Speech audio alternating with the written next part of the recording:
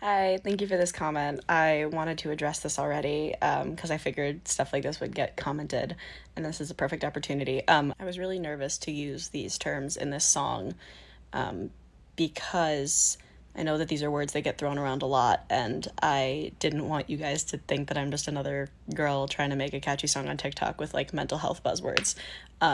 These words do relate to me and my life in a very real way and in a way that I haven't shared with people. And I'm realizing that if I'm going to be using them in my music, I think it's only fair that I actually share that with you guys. So, oh God, I'm really scared to talk about this. So I was diagnosed with something called PMDD 9 years ago, and I've never talked about it because as much as I try to advocate for like getting rid of stigma with mental health, like I'm still scared of the stigma, truthfully.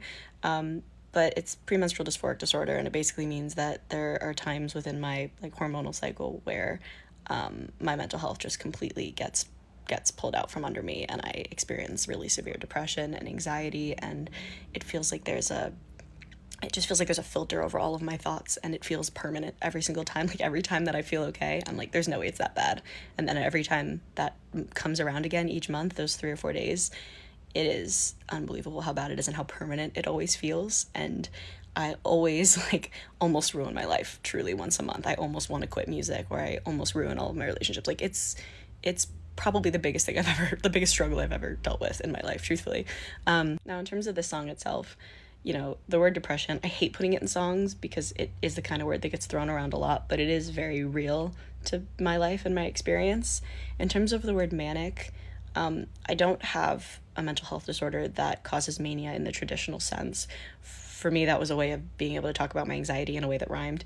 And also because when I am feeling good, I have this very intense obsessive need to like go, go, go, go, go, go, go, because I'm terrified that my mental health is going to get pulled out from under me at any moment. And when I do, I just collapse. And so I do have this very sort of manic, obsessive feeling of needing to just like get things done while I feel okay because I'm terrified of the moment that the other shoe drops.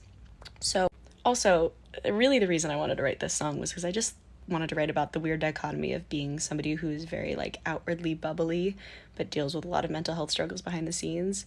And it's stuff that I don't talk about very often and I'm scared to talk about, and so I'm putting it in my music instead. But I also realize that there is a responsibility that comes with using those words.